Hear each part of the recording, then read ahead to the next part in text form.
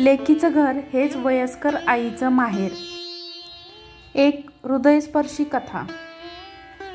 डोळे आणि मन भरून येईल तुमचं माझ्याप्रमाणे आईच्या आठवणीने.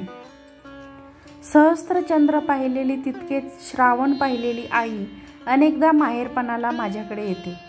तेव्हा श्रावण नसला तरी तिचं येणं हे प्रत्येक वेळी आनंदाचं श्रावण असतं. यायच्या आधी कॅलेंडर पाहिलेलं, कुठला बेत करायचा, काय वाचायचं, काय आणायचं, कुणाला भेटायचं, सगळं ठरवलेलं असतं. माझ्या घराच्या 40 पायऱ्या चढून ती सावकाश येते. किती ग तुझं छान आली, गुलाब सुकला, पाणी घालायचं विसरू नको, मला सूचना करत पिशवीतून वाळलेल्या गोकर्णाच्या 2 शेंगा काढून कुंडीत लावताना म्हणते कशी, निळी गोकर्ण आहे ग, छान वेली येईल बघ.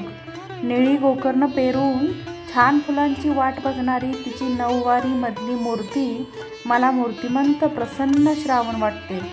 मग तिचे माहेर पण सुरू. गरम गरम चकोल्या म्हणजेच वरणफळ, शेपू किंवा आंबाडीची भाजी, भाकरी, कधी बाहेर इडली, कधी डोसा, पार्टी सगळं ठरलेलं. अमृतांजन, काळ्या मनुका, डोक्याचं तेल यावेळी वेगळं घे ग अश्विनी, छान आहे, वाचले मी, छोटा पावडर डब्बा. सगळी मनाजोगी खरेदी झाली की आई खुश. पुन्हा आनंदाचा श्रावण भेटतो. मला पण यावेळी मात्र मला वेळ देत नाहीस, डायरेक्ट तुलाच निवेदनाला लागेल म्हणून लिहिलेलं वाचलं नाहीस.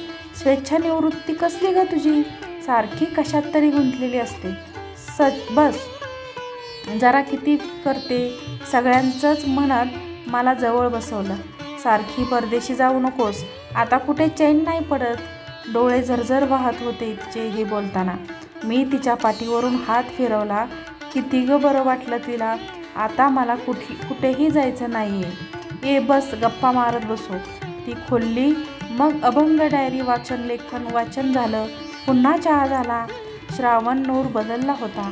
आई आली की मला तिच्यासाठी वेळ देता यावा म्हणून पूर्ण मोकळी देणारा माझा नवरा विश्वेश पण चहाला आलेला. त्याचे आईचे छत्र 5व्या वर्षीच हरवलेला. त्याला हे खूप अप्रूप वाटायचं. रात्री आईला शांत झोपलेली पाहून संध्या छायावी वविती. हृदयाचा स्पर्श ध्यानात आला. माझ्या डोळ्यातून श्रावण धारा वाहू लागल्या. आईच्या प्रत्येक इच्छेला पूर्णत्वाला न्यायाचा हा माझा वार्षिक नेहमी पुन्हा दृढ केला. आईचं माहेरपण करायचं मिळवणं यापेक्षा सौभाग्य ते कोणतं.